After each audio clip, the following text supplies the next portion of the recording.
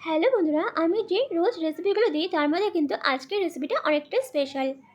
বন্ধুরা, আমার আজকের রেসিপি হচ্ছে স্বাধীনতা দিবস উপলক্ষে 3 কালারের পুরি। তো বন্ধুরা, তোমরা সবাই কেমন আছো? আশা করি ভালো আছো, আর আমিও অনেক ভালো আছি। আর তোমরা দেখছো সম্পার ছোট রান্নাঘর। তো চলো দেরি না করে রেসিপিটা শুরু করা যাক। আশা করি তোমাদের অনেক ভালো লাগবে। তো বন্ধুরা দেখো, রেসিপিটি বানানোর জন্য দেখো এখানে আমি নিয়েছি গাজর আর নিয়েছি ধনেপাতা। তো দেখো, ভালো করে আমি গাজরগুলোকে গ্রেট করে নিয়ে তার থেকে রস বের করে নিয়েছি। আর এখানে কিন্তু আমি ধনেপাতাটাকেও রস বের করে নিয়েছি। তোমরা চাইলে এখান থেকে ফুড কালার ইউজ করতে পারো। তো দেখো, আমি এখানে 3টে থালার মধ্যে কিন্তু আটা নিয়ে নিয়েছি।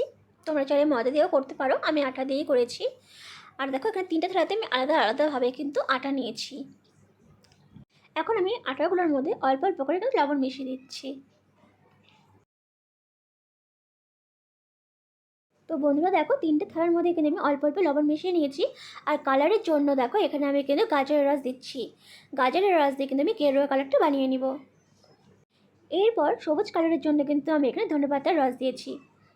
তোমরা চাইলে ফুড কালার দিয়েও করতে পারো, আমি কিন্তু এইসব দিয়েই করেছি। আর দেখো, যেহেতু সাদা হবে, সাদার মধ্যে কিন্তু আমি জল দিয়ে ভালো করে মেখে নিচ্ছি। আর বন্ধুরা, তোমাদের যদি আমার রেসিপিগুলো ভালো লেগে থাকে তো প্লিজ একটা লাইক, কমেন্ট, শেয়ার আর সাবস্ক্রাইব করে তোমরা আমার পাশে থেকে যেও। আর পাশে থাকা বেল বাটনটা প্রেস করে দিও, যাতে যখনই আমি পোস্ট করব তোমাদের কাছে সবার প্রথমে পৌঁছে যায়। তো দেখতেই পাচ্ছ, 3টে কালার কিন্তু সুন্দর করে কিন্তু এখানে আটাগুলো মেখে রেখেছি। আর দেখতেও কিন্তু বেশ ভালো লাগছে। এখন সমস্ত আটাকে বেলে নেওয়ার পালা। তার আগে দেখো, আমি এখানে সবুজ কালারটা নিয়েছি, নিয়ে ভালো করে ছোটো ছোটো করে গুলি করে নিচ্ছি।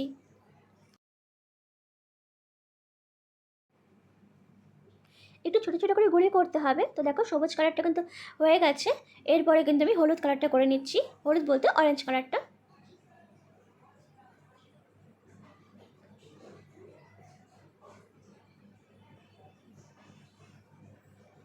এইভাবে ছোটো ছোটো করে গুঁড়ি করে নিলে কিন্তু তোমাদের বানাতে বেশ সুবিধা হবে।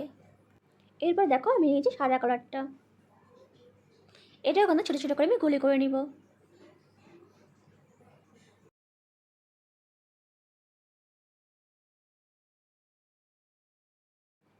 তো দেখো, সবগুলো গুঁড়ি করা হয়ে গেছে, আর দেখতে কিন্তু দেখো বেশ সুন্দর লাগছে। এরপর পুরি বেলার পালা। তো দেখো, প্রথমেই কিন্তু আমি এখানে অরেঞ্জ কালারটা নিয়ে নিয়েছি। এরপর নিয়ে নেব সাদা কালার।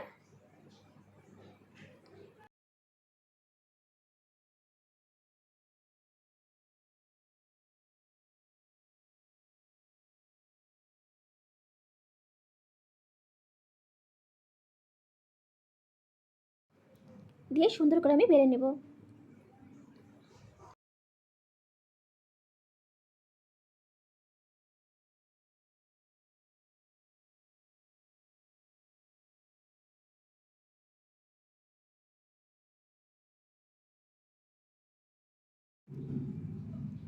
তো দেখো, বেলা হয়ে গেছে, এখন একটা বাটি বসিয়ে নিলাম। বাটি বসিয়ে নিয়ে কিন্তু সুন্দরভাবে কিন্তু গোল হয়ে যাবে। তো দেখো, চারপাশটা কিন্তু সুন্দর করে আমি কেটে দিচ্ছি। তো দেখো, কত সুন্দরভাবে কিন্তু লুচিটা হয়ে গেছে। আর দেখতে কিন্তু বেশ ভালো লাগছে। আমিও কিন্তু সেমভাবেই কিন্তু আরও একটা তোমাদের দেখিয়ে দিয়েছি।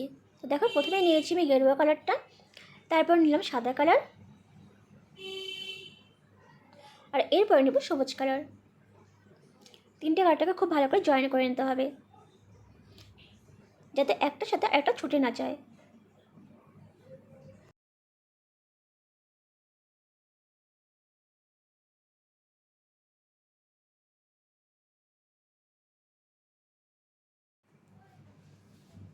আর একটু ভালো করে বেলে নিব। তো দেখো, আরও একবার কিন্তু বাটি বসিয়ে দিলাম, দিয়ে কিন্তু চারপাশটা ভালো করে কেটে নিব।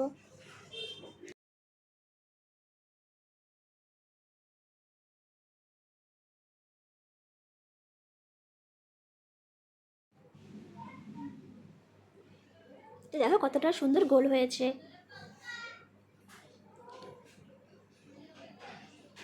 এইভাবে আমি সবগুলোই দেখো বানিয়ে নিয়েছি। আর দেখো, সবগুলো বানানোর পরে দেখতে কিন্তু ভীষণ সুন্দর লাগছে দেখতে। এরপর নিয়ে নিলাম একটা কড়াই। আর কড়াইতে আমি দেবো এখন সাদা তেল।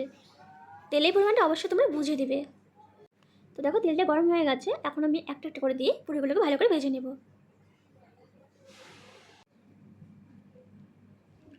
আর দেখো, দেওয়ার সাথে সাথে কিন্তু পুরিগুলো খুব সুন্দরভাবে ফুলে উঠছে। তো দেখো পুরি কিন্তু ভাজা হয়ে গেছে, একটা তুলে নিচ্ছি। এরপর আমি আরেকটা পুরি দিয়ে দিব।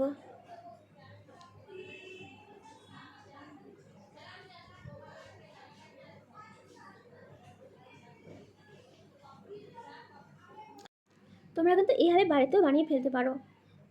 তো দেখো ভাজা হয়ে গেছে আর একটা, এটাও আমি তুলে নিচ্ছি। আর এইভাবে কিন্তু আমি বাকিগুলো ভেজে নেব।